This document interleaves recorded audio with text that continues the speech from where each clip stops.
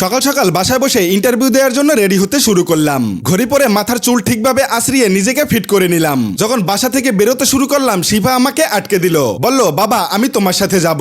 বাবা পাগল মেয়ে হলে যা হয়। অনেক কষ্টে শিফাকে বুঝিয়ে বের হয়ে গেলাম গন্তব্যে। রাস্তায় এসে দৌড়ে দৌড়ে উঠতে শুরু করলাম গাড়িতে উঠে বসে পড়লাম সিটে। গাড়িতে বসে বসে ভাবতে শুরু করলাম, চাকরিটা যদি হয়ে যায় আলহামদুলিল্লাহ। টেনশনও লাগছিল। ততক্ষণে চলে আসলাম গন্তব্যে। গাড়ি থেকে নামতে প্রস্তুতি নিয়ে দাঁড়িয়ে রইলাম। গাড়ি সোলো করতেই গাড়ি থেকে লাফ দিয়ে নেমে পড়লাম গাড়ি থেকে। তড়িঘড়ি করে ইন্টারভিউ দিতে ঢুকে পড়লাম ভিতরে।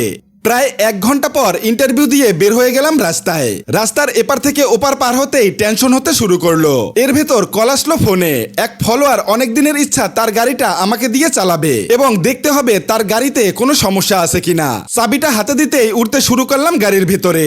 গাড়ির ভিতরে ঢুকে তার মনের আশা পূর্ণ করার পালা। যদিও গাড়ি সম্পর্কে তেমন একটা বুঝি না, যতটুকু ধারণা হয়েছে ড্রাইভিং লাইফ থেকে খুঁটিনাটি বিষয়গুলো বুঝতে শুরু করলাম আর সেই বিষয়গুলো তার সাথে শেয়ার করতে শুরু করলাম। ইঞ্জিনটা ফ্রেশ হলেও একটু সমস্যা মনে হতেই ইঞ্জিনটা চেক করতে চাই। গাড়ি ঈদের 15 দিন আগে কিনেছে। গাড়ির ইঞ্জিন ফ্রেশ, সাউন্ড সুন্দর, কিন্তু রেডি পিকআপে একটু সমস্যা রয়েছে। আস্তে আস্তে বুঝতে শুরু করলাম এবং তাকে বুঝাতে সক্ষম হলাম। গাড়িতে উঠে তাকে সমাধান দিলাম, যা তার বুঝতে সহজ হয়েছে। যেহেতু দুপুর হয়েছে, লাঞ্চ করার প্রয়োজন, তাই দুজনে মিলে গাড়ি পার্কিং করে হাঁটতে হাঁটতে চলে গেলাম ভাইরাল মিজান ভাইয়ের দোকানে, যেখানে 100 টাকায় ভরপেট খাবার খাওয়া যাবে। এই কাকা খাবারের আগে টাকা নেয়ার জন্য প্রস্তুত। প্লেট আর হাত ধুয়ে প্রস্তুতি নিলাম খাবার নেয়ার জন্য। এবার ভাত নিয়ে সোজা চলে গেলাম তরকারি নেয়ার জন্য।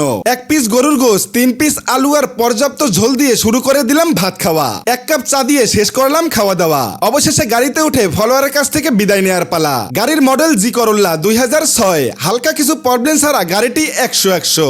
গাড়ি থেকে নেমে হেঁটে হেঁটে লোকাল বাসের জন্য অপেক্ষা করতেই চলে আসলো বাস। গাড়ি থেকে নেমে যেতে শুরু করলাম শ্যামলী শপিং কমপ্লেক্সের দিকে। শিফা একটা খেলনার জন্য বেশ কয়েকদিন ধরে জ্বালাচ্ছিল। এই সেই খেলনা যেটা তাকে কিনে দিতেই হবে। অবশেষে দোকানদারের সাথে দামাদামি করে খেলনাটা কিনে নিলাম। খেলনাটি ছোট হলেও বাচ্চাদের কাছে এটাই তার জীবন মরণ।